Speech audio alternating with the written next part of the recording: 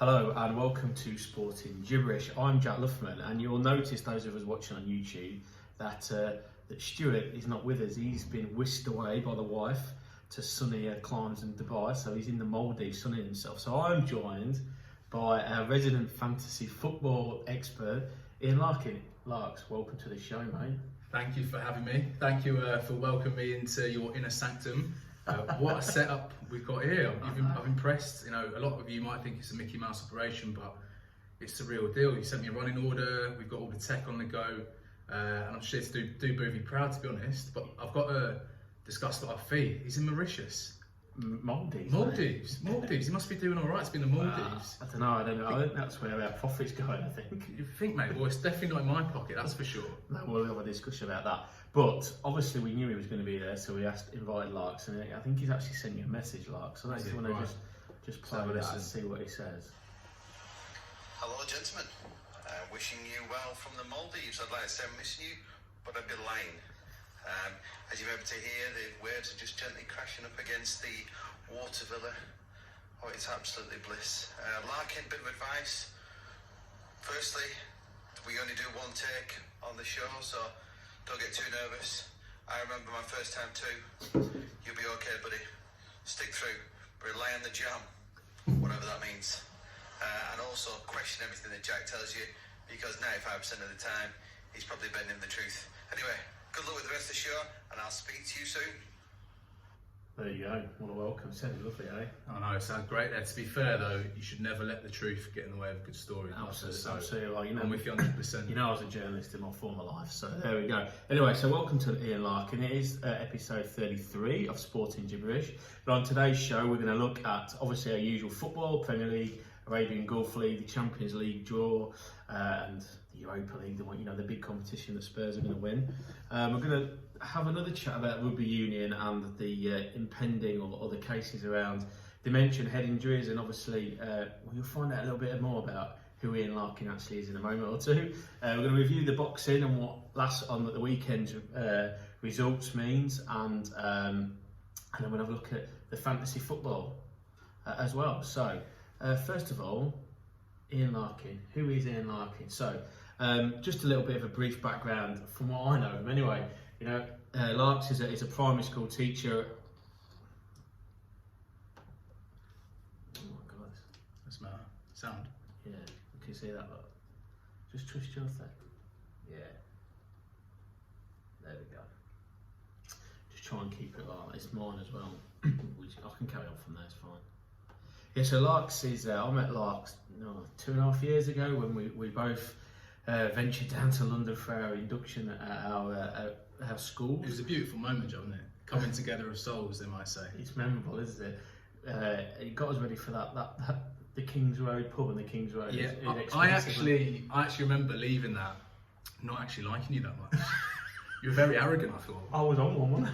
Yeah, you're ranting. I was like, I've not even started work yet, it's fine. But I was ranting, yeah. Yeah, anyway. You're a much better bloke now, anyway. Yeah, and so, but Ian, in his former life or in his pastime, is a very, very, and I'll say it's a very, very good rugby union player amateur. So, like, just tell the audience, what level did you get to back home in the UK? Well, I suppose, yeah, it's nice to talk a little bit about my rugby background, because I'm not just a fantasy football savant, as you've come to know me as. But yeah, I played a pretty good level at university, played in National 1 with a great club called Wharfdale.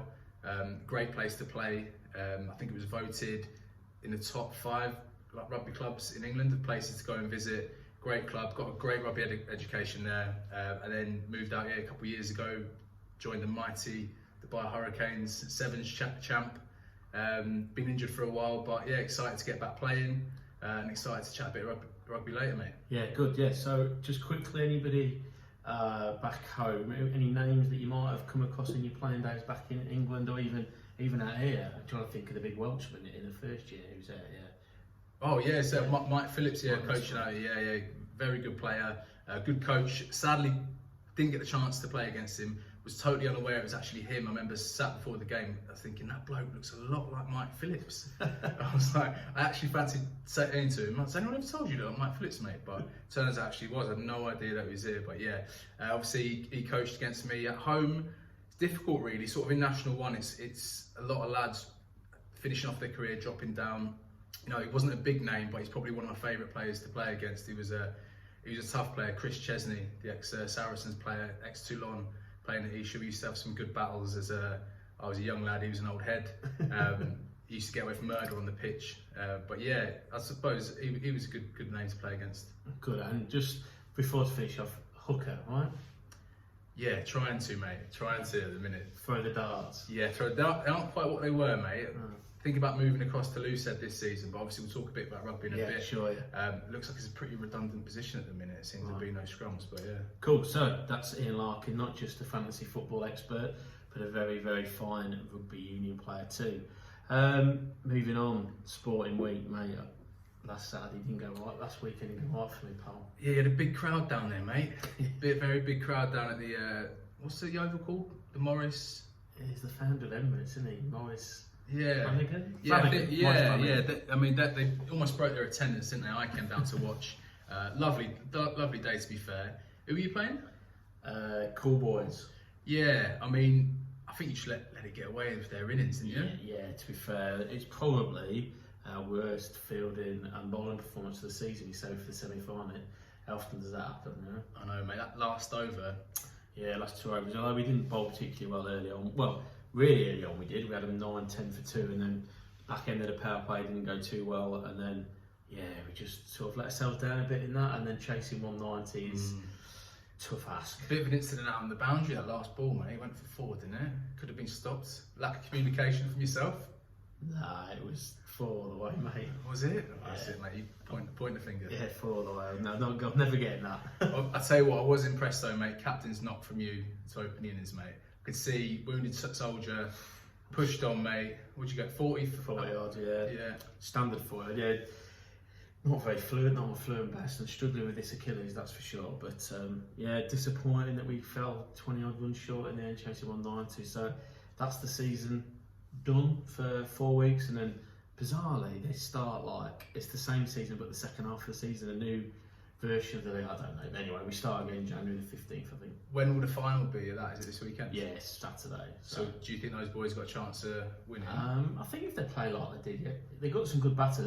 We weren't at our best, granted, but to be fair, they're not a bad side, batting side particularly. So probably put money on them if I was there, but I'm not going to watch.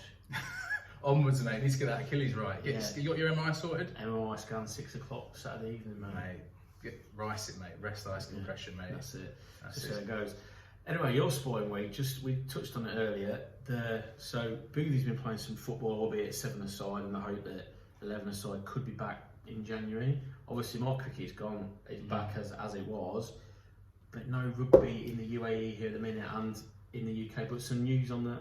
Yeah. Good news, really. To be fair, I think last week we were going into Christmas thinking if we don't hear anything before, likelihood is it's probably not going to happen. But I think return to play guidelines have been passed now, which is great.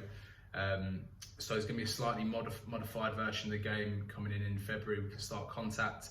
I think we can start now, but obviously all the boys have gone home for Christmas. So I think it's going to be 10s in February, and then we'll just see where we get to with that. No scrums, no mauls. I think 2-man ruck I've heard rumours of as well. So obviously for the slightly chunkier players on the field that carry that spare tyre around their waist, probably not ideal, but just good to have the opportunity to get back out there, I suppose. And obviously, you're playing is it the West Asia Premiership, do they call it usually? Yeah. Is it still going to be that format? Because obviously that takes into like Bahrain. Usually fly to Bahrain, don't you? And play in Abu Dhabi. And, although Abu Dhabi's open now, I think. Or going to be open, I'll be honest, mate. I have no idea really in terms of that. It'd be great to still go over there and play against Bahrain. It's a good. Let's face a good weekend away. Yeah, I can imagine. Same with the Quins in Abu Dhabi, but we'll just see. Obviously, I think it's a good chance to get some sort of change in the game. I feel.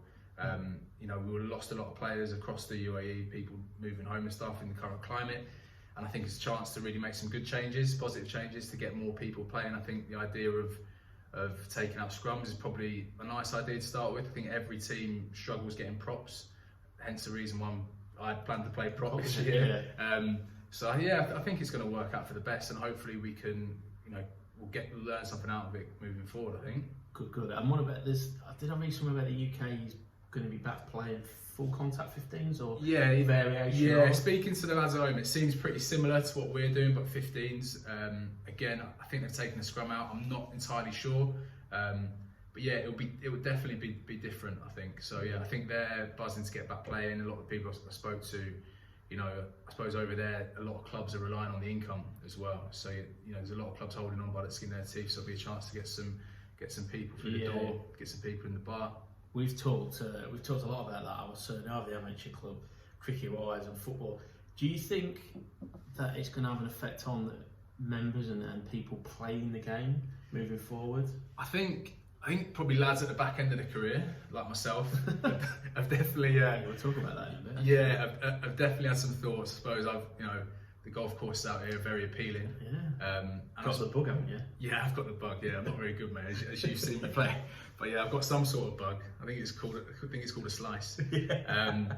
But yeah, I think probably when something's you miss something for a long time, you almost forget you miss it. You forget the buzz of game day and things like that. So hopefully this will just keep the boys engaged for next season, and we'll manage to hold on to a few players. So I think clubs will struggle, but we'll just have to see. See what happens. Brilliant. So I've got 4 weeks off. Hopefully not any longer, depending on what the MRI scan says. You don't want to be in big training, mate, for big push for the next season. Well, I'm on one leg at the minute. Still get upper body done, mate. Yeah, drinking Christmas Day. You're out there Christmas Day, we'll be alright. Yeah, perfect. Okay, boxing. So we looked at that boxing last week with the AJ fight, Pulev. Didn't see it. I was going to stay up, I'll be honest, but it would have been something like 2 o'clock, 2:30 a.m. Yeah, it's well past your bedtime, mate. Yeah, good 7 hours or so. But I did watch the final the punch that knocked him out. Mate, he rocked him. He wasn't stopping that right uppercut, was he, all day? Absolutely battered him. Yeah. It sets up probably a good fight to come. Fingers crossed it gets done. I think that's the only one that the boxing world or any sports fan, one British sports fan, it's a massive fight. They're still told they might have to fight somebody else, a mandatory or something like that. Yeah, again, like that's the governing body's getting in the way. Yeah. And I think the worst thing is that they're saying they'll have to pay this guy off to step aside. Yeah. And the figures they pay him off, it's in the millions, mate. Yeah. Just not to step aside. Yeah.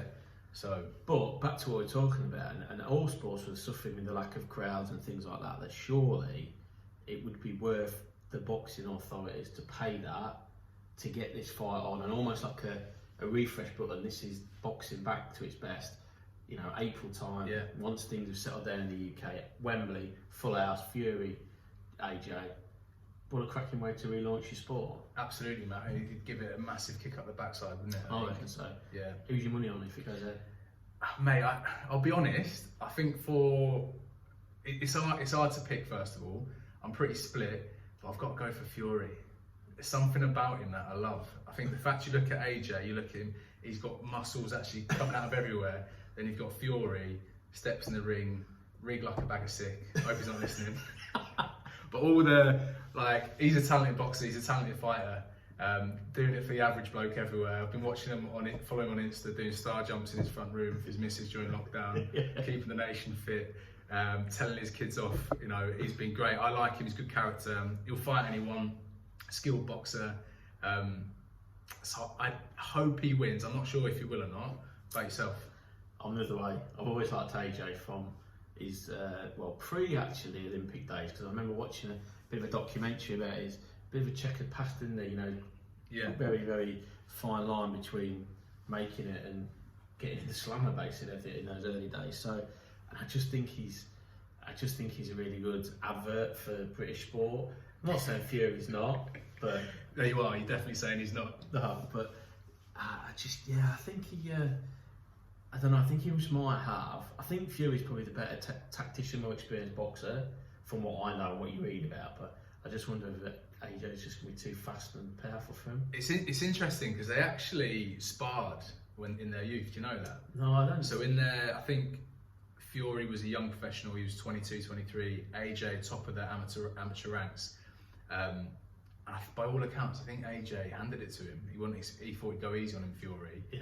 And he went away. He was pretty complimentary of AJ, to be fair. But It's going to be a big fight. And I think if they fight, there's definitely going to be a rematch. There's going to be a good. Oh, it'll be a trilogy, will it not? Absolutely, yeah. Like Silly Rocky. not to. Be Yeah, like it will be. Rocky and Apollo. Yeah. But, So, see what you think. Who's on Fury and who's on AJ if that happens. Hopefully it does. Right, okay, back to our staple content of the week.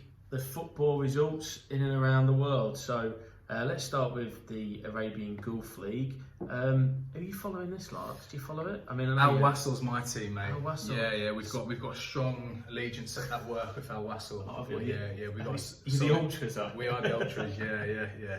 When things line up a bit, we're going to get down there. Oh, right. Yeah. Even talks of getting a season ticket down there. Oh, wow. Yeah. Pedro will be happy. So we did look at the Thursday night results last week. Just to recap, Al Nassr, my boys, won 3-2 at Fajir. Al Ain, Ajman 0-0. Your boys lost away at Sharjah last Thursday evening. Robbed, to be honest. But Sharjah are the league leaders and the runaway leaders. So I think nothing to be ashamed of there. Stu's boys managed to get an exciting 0-0 home draw with Al Dafra. Who's Stu's team? Shabab Al Hali. Right, okay. But struggling. I'll show you the table in a minute. That's typical Stu though. He likes to back a loser, doesn't he? Yeah. Just look at his fantasy team. Oh, Stu. Hatter, Banias won 3-0 at Hatter. I can't work my thing. Not the first time you've said that. No, Al Jazeera, 2-0 home win to Al Wada, and Kalba beat Korfkam 2-1. So that was last week's results. This week, where do we go in game week 10? Sharjah are the runaway leaders, without any doubt, still unbeaten. We load it up.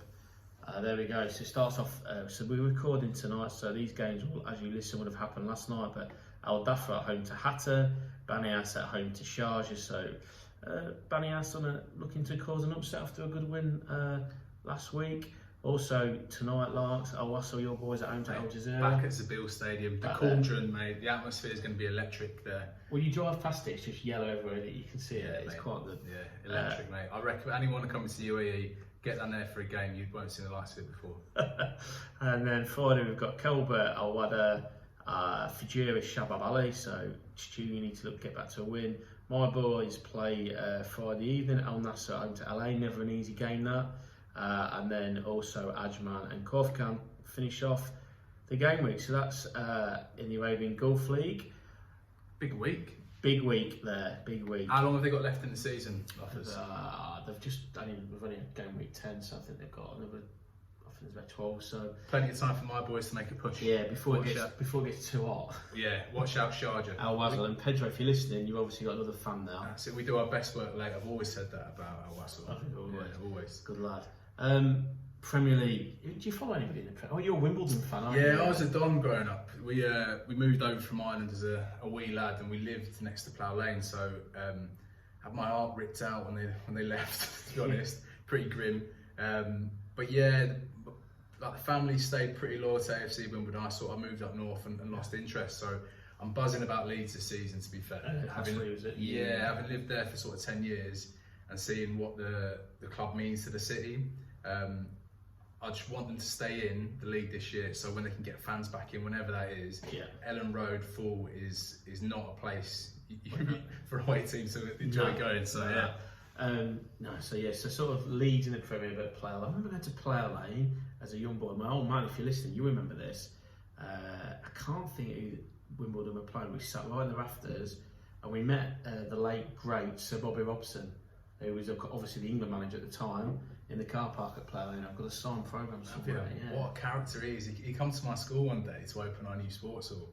Absolute legend. Yeah, well, very complimentary about my mum's prawn volatile that she made for the buffet. Yeah, what a man. Great lad. I also remember, so when I was playing university cricket for, it was England University's pre-season friendly at Durham, so which is the Riverside now, but Chestnut Street is next door to where Newcastle United used to train. And one particular afternoon, him and Nobby Solano were sat watching the cricket. The great man, Nobby. Solano. But also our chairman of selector, I think he was, lived in the north and lived in either the same village or a village very close by to Sir Bobby. And it was at the period when he was still managing, but everyone was going, he's losing his marbles. Yeah. But apparently he'd be often seen driving down like the wrong side of the road in the village, just talking to people. But absolute legend. Yeah. But yeah, does what he wants, doesn't he? Yeah, and why not? But yes, the Premier League, very interesting. Obviously, we've got Christmas period. Last weekend's results, Arsenal struggled again. Spurs. What is happening to them? Yeah, and again last night. So I watched the game last night. Obviously, we managed to get a draw at home to Southampton, but again another man sent off. Yeah. Discipline. Yeah, mate, struggling. Honestly, I think they've literally about 3 shots on target this season. Absolute garbage. And I also there's 7 that's not just the 7th sending off in less than 12 months, I think. So, mate, as a Rugby Union player, that's not good discipline, is it? No respect, mate. No respect, mate. No respect for the law. But yeah, so weekend results. So obviously going into this week's fixtures, Spurs and Liverpool were tied at the top. Yeah. Arsenal struggling, Sheffield United struggling. Then of course, last night the big game was indeed Liverpool Spurs. Yes. How do you feel about that, mate? Robbed at the end. Mourinho had some sort of I think harsh words, and he said the better team lost. Yeah, I think a draw was a fair result. Look, albeit Liverpool had way more than possession, but I think that's the way that Spurs are certainly going to play against the top teams, certainly away from home. So that wouldn't worry Mourinho. And I think if you're a Spurs fan, that's just how we're going to play. So they had that. We had some really good chances. Bergwijn's had 2 really good chances, and so is Harry Kane. Yeah. He's missed a good header. I think a 1-1 would have been a fair result. Do we think it's a 2-horse race already? Absolutely not. No, absolutely not. I think obviously from the start it'll take Liverpool takes a beating. They're showing that. I don't think their injury crisis is as bad as what the media are making out. They clearly got a few key injuries. I'm not saying that. Well, Klopp makes a big deal of it as well. Yeah, of course he does, massively. And so I think. Or even with that, they're the team to beat, definitely. Yeah. You'd think Man City are going to get a run. Yeah, they've been strange results. Yeah. Again, I keep thinking of when I look at these results, all I think about is fantasy. Yeah. Arsenal wouldn't have any of their players. City, no consistency. Wouldn't have any of their players. He's not picking the same side. No. So not getting any fluency there. Obviously, I think Spurs are clearly in the hunt. I wouldn't rule that as much as I'm sort of an Ollie slammer, as somebody called it at Man United. You can't rule them out necessarily because they've got some good players in the front half of the pitch. Leicester are thereabouts. They had a bad result last night. What do you think of the Saints, mate? Yeah, they're playing some good football. And the problem is with some of those is that they've not got a big enough squad. Yeah. So as soon as they get, say Ings gets injured, he's back again. I mean, they managed to carry on winning when he's had this first injury, but he goes, or one of the centre halves at the minute are playing well. Yeah. Or Ward-Prowse goes, something like that, then I think they're going to struggle. What a revelation. They played well against Arsenal last night, definitely. So, so that's interesting. Your boys or your little soft. Yes, mate. What did 5-2 last night? Yeah, some cracking goals. Unbelievable, mate. They scored 2 of those in the last 3 or 4 minutes. You know, when most teams have been held on for a 3-2. Mate. Hardest working team in the Premiership, mate. I tell you, he's a great gaffer. Interesting decision in that game, though. That I think there's a penalty to Newcastle that wasn't given. I don't know what the score was at the time, and to be fair to Steve Bruce, he said they still might well have beaten us, but it was a bad momentum changer. Yeah. So Leicester obviously lost at home to Everton, which Nick Asher we spoke over message earlier. It's a shocking result. Fulham, after their great draw at home to Liverpool, got another draw against Brighton, so they're gradually picking up some points. Liverpool, Tommy spoke about West Ham Palace 1-1. The night before, Man City West Brom 1-1, and then Bilic gets sacked. That's a strange decision, isn't it?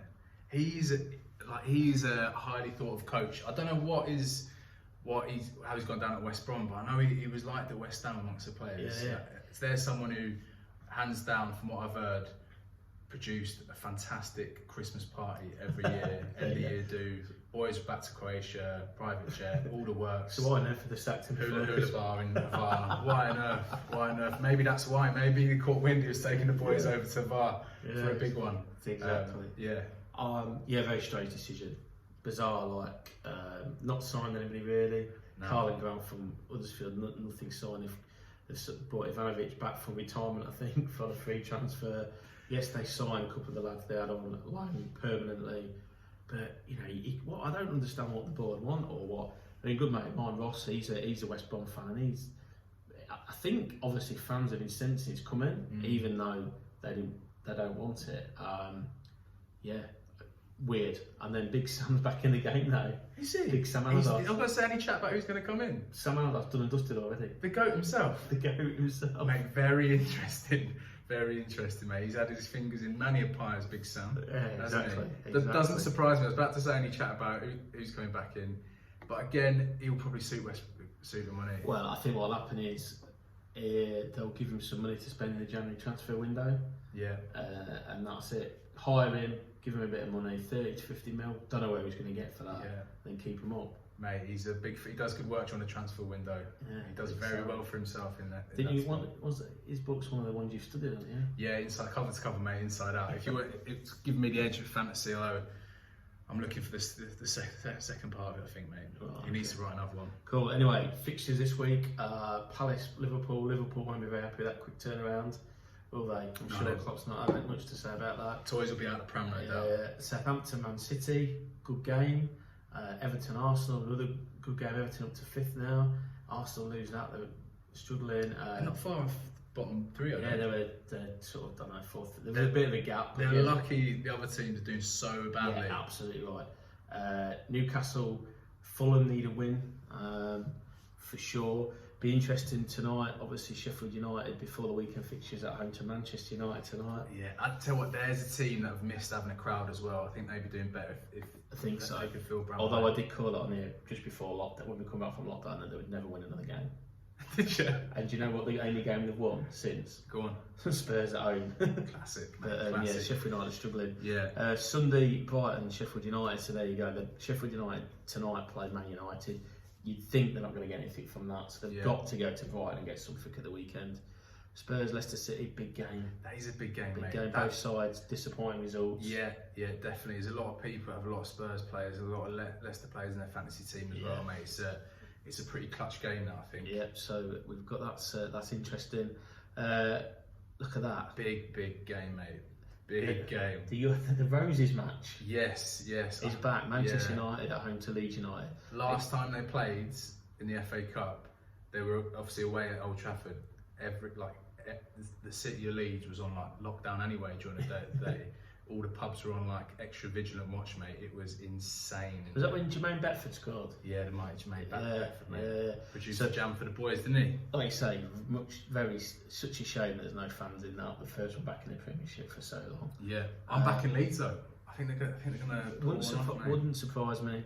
And then West Brom, Villa, the Black Country Derby, I think they call that. Big Sam back in charge. Yes, that is going to be a big game. You'd expect a bit of a response from West Brom, wouldn't you? You'd have thought so. Well, that's the reason they've done it. And then Monday night, Burnley, Wolverhampton Wanderers. I'm never interested in the game that Burnley play. And then Chelsea, West Ham, a London Derby. So that's going to be a good game as well, isn't it? Yeah, and then I think that's it until Boxing Day. Really tight turnaround, though, isn't it, for those games? Yeah, actually, and then it's the quarterfinals of the EFL Cup Tuesday and Wednesday. And then Boxing Day fixtures. So a lot of games coming thick and fast.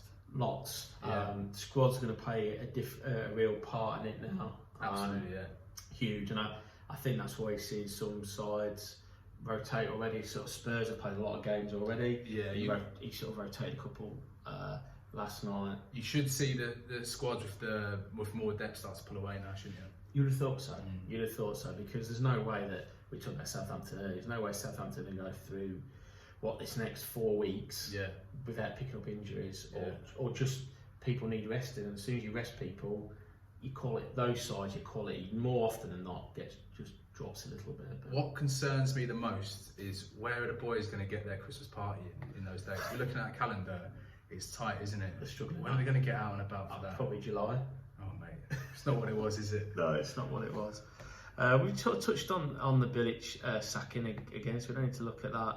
And Stu just asked me to put this in. Henry, if you're listening, I think this was a bit of a pop at you, but if Arsenal were to get relegated, because they are in a relegation battle, who you having in your side? Which one player you taking from the Arsenal team to put into, well, in my case, Spurs, your case, Leeds or Wimbledon? None of them, mate. I wouldn't touch with a barge pole, mate. Well, I said Aubameyang to replace Bergwijn because he's obviously better. Yeah. Or I don't mind the centre half Gabriel, or because he's naturally left-sided. But I think that, joking apart, I think that's where they're at Arsenal at the moment. Yeah. As to why they're not a top 6 side, because there's not many of those players that those in so the traditional top 6 would actually take. Yeah, no, there's not, mate. And actually, when you look at it, they're not like a very good side, are they? No, I mean there's some good youngsters Yeah. coming through, and I think that's where he's got to go in the Premier League. I think he's got to try and win the EFL Cup or the FA Cup again. What do you think of the gaffer? Is he on borrowed time? I don't think so, because I think this goes back to a little bit with the Bilic sacking, and I've said it before, I think, on this, and certainly in conversation. If you're looking to sack somebody, for whatever reason, sometimes it might be results. We obviously don't know what goes on behind the scenes a lot of times. Sometimes it might be something, a bit of unrest or things like happening. But you've got to think, who can I get who's better? Who's going to do a better job? Now, Arsenal, who are they going to get? Because since Wenger went and they've had Emery, the problem is there. They're saying it's the board aren't backing managers, etc., etc. So what top manager is left? Pochettino is never going to Arsenal. Allegri potentially, but is he going to go to a thing where he's not got a full say on everything that's going on? Yeah. So I think Arteta's got a bit of time. Yeah, and they're not one for making rash. No, because Wenger was there for 35 years and probably overstayed his welcome. Unless they bring him back, Wenger back, mate. The banners up. Who knows? Anyway, so lots to talk about there. As always, get involved with the footy conversation on our social media platforms. Okay, I'll be interested to say about this, Larks, actually. So Rugby Union, we touched on the stories that sort of broke last week about particularly Steve Thompson, the ex-England hooker, the dart thrower like you. Regarding the concussion protocols that probably weren't in place during his career, and obviously now there's him and the Welsh forward who are really struggling or beginning to struggle with onset dementia, and the big looks like it's going to be a libel case around the sport. First of all, not good for the sport, that is it? No, I think it's sad. First of all, I think massively. What's probably upset me a bit this week is they've actually got a bit of flack in the media for coming out and saying it, but I think they've got a responsibility really. And what we need to remember is when they were playing, they were 2003. We were 7-8 years as a professional sport. Things have changed massively since then. And I think that therein lies the issue really, and where we are now is night and day to where we were then. But who's to say if we look back in 20 years' time, what we're doing now, is it good enough? We still don't know. But disappointing for them to get a lot of flack from fellow pros and stuff like that, I thought. Yeah, that's what. So back then, you were playing in the early 2000s as a youngster? Yeah, I would have been, I think, go back to the year England won the World Cup, would have been like 15 or 16 playing. So you would have been not quite seniors, but moving in that direction. Moving into senior rugby, yeah. What were the protocols? So you play in the pack there, because what they were saying was it's not so much the big impacts there. No. It was more the little ones, and if you weren't basically knocked out, they didn't really class it as concussion. It was a case of stiff your soles, get up, play on, and then you were training again 2 days later. Was that actually the case? Yeah, pretty much, mate. There was no education around it, and I don't think anyone's to blame really. So you can't. I think of head knocks I've had, earlier on in my early 20s, even back end of playing at school. It wasn't that. It's like I didn't know, like parents didn't know, so they're like, "Oh, you feel alright? You go and play, go and train." Coaches, they were like, what they weren't trying to push you to play, but if you said you're alright to play, and I don't think at any stage did they know, 20 years, 30 years time that this is what's going to happen for not listening to my body, how I'm feeling. Yeah, sure. I just don't think that there was the education around it at the time. Luckily, they made huge strides, haven't they? In the past couple of months with that. But yeah, it was a difficult time really, because you were coming out of that, you're in that professional era, I suppose, where players getting bigger, faster, stronger, but you still had that sort of amateur mentality, just put your head in dark places, don't be soft, get stuck in, ignoring the signs yourself as well. So I don't think really people say, oh well, it was their decision to play. but I don't know another job that you make. You know, our job as teachers, if someone said in 20 years' time you're going to suffer from dementia, you'd be like, no, I'm not. It's not going to put me off doing it now, but I'm still going to, you know, I'm still going to go out there and play. Do you know what I mean? Yeah, Get on yeah. with it. So. Yeah, so now obviously it's different. We all see that you concussion, you out of it, you're off, and then replacements on, and then if it is deemed concussion, you've got X amount of time off. Yeah, even as an amateur. Yeah, it'd be so if you all do your, obviously professionals will do slightly different tests to us, but at the start of the year you do your concussion, you go through your protocol, you do certain tests.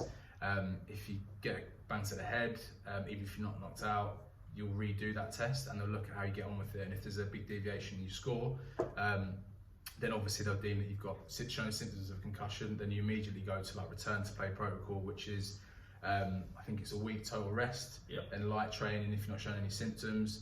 Then I think after week 2 or week 3, if you're not showing any sort of reoccurring symptoms from exercising, then you can get back to doing contact. But then as soon as you show any symptoms, you go back to phase 1. So I think, you know, clubs are putting lots of stuff in place. Really, I think you watch, they've reduced the amount of contact they're doing in training massively. I think if you go back to when those lads were playing, it was part and parcel of the week to have a couple of days big collisions like in training. Arguably, sometimes your training sessions were worse than the games because you're trying to get one over on the bloke. You know, the spot pretty much. Yeah. Oh, good. So, what do you think? So, I've noticed that actually this week in a similar case that the Football Association, IFAB, so the people who make the laws, who recommend law changes to governing bodies in football, have said not only have they got about 5 substitutes, but they've said that a concussion substitute can now be used in football. The English FA have said we might use this in the FA Cup. We're going to trial it with immediate effects. When I started reading it, I was like, oh, this is good. Yeah. And just to the women's game and not even lower league football. Why not everything? Great for the women's game. That's not a slight on the women's football, but why not? If IFAB, the people who make the laws or recommend the laws, have said yes, we can have concussion substitutes, even if you've made your 3 substitutes or your 5 substitutes, depending on what competition, you can make another one and then soak in your opposition. Why on earth are they not bringing it in now? Because the reason I say that as well is that Super Jan Vertonghen, the Spurs centre off, I don't know if you've read this, no, but it is all very linked, is that he was saying he had a real bad head collision last year against Ajax in the Champions League, and he was saying that for 9 months he was suffering with symptoms. He didn't tell anybody, just carried on playing. Not good. And he said that it wasn't until lockdown came that he was able to actually have a rest. Yeah. And obviously not heading the ball. Yeah. Which again is another story that's going on, similar Very theory. similar. And it wasn't until that point that he felt better, because people were trying to say that his relationship with Jose and like I said, it had nothing to do with it. He said, I knew I wasn't playing very well because I just didn't feel very well. Yeah. So, you know, you've got professional footballers, current professional footballers saying things like that. You've got this going on with Rugby Union, plus all the past stuff, you know, the past football players that had in the football. And they've got a chance to introduce a concussion sub with immediate effect. And they don't do it. Madness, isn't it? I think that comes down to, again, governing bodies. The people that are making the decision are that far removed from the game. 100%, yeah. You know, they're thinking of, first of all, media interest, money, like squad sizes. Yeah. You know, the first thing that I bet would come into their mind is like, oh, well, you know, how are we going to verify that there's concussion? You know, will teams just not use this rule to get an extra fresh body or things like that? So yeah, it's not great, is it?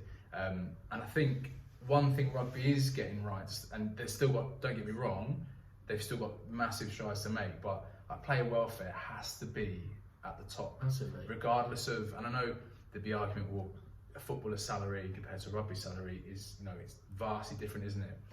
But at the same time, you've got to look after your players. Absolutely. Because that's the product, isn't it? Exactly, and that's what I don't understand about this latest one. With all this going on in the media, and let's face it, for football, it's been a narrative for a number of years on the back of Jeff Astel's death and his daughters. They've got a chance, they're not doing it, and you're 100% right what they said. I find it flabbergasting and, well, disappointing. And look, Rugby Union going through this, it looks as if it could cost them hundreds of thousands and millions of pounds.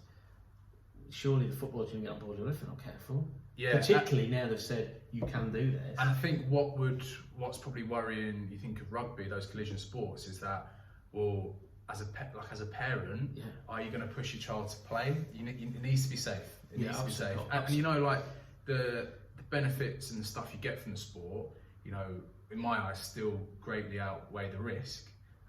But you've got to look after your players. It's as simple as that. And you've got to look after them at all levels. I think something that gets neglected, and it'll be the same in football if you go lower down the leagues. And like I would class like a friend of mine who played in the championship for about 5 or 6 years, he would call it the Wild West of rugby. So they're the same players putting themselves through this, you know, similar collisions, you know, earning a fraction of the wage, but yet when they finish, or even during the year, they're still they've got to find their own insurance, because sometimes clubs don't, even though they get money for it, don't provide them with it. They invest that money elsewhere, even though they shouldn't. And then when playing finishes, and you've got to, not just your head, but you know, you've got to get your knee done, your hip done, all these things. It's like you've not got your private insurance to have it done. No. So that's something I think, you know, at all levels, they need to get better at protecting their players. Yeah, welfare's going to be probably, isn't it, across the board. We'll see how it develops, and might get you on later on when we hear some more news. Yeah, it'll be interesting. Yeah, see how this court case rolls out. Yeah. Okay. Right. So usually this is the bit that everybody wants to, everybody's after.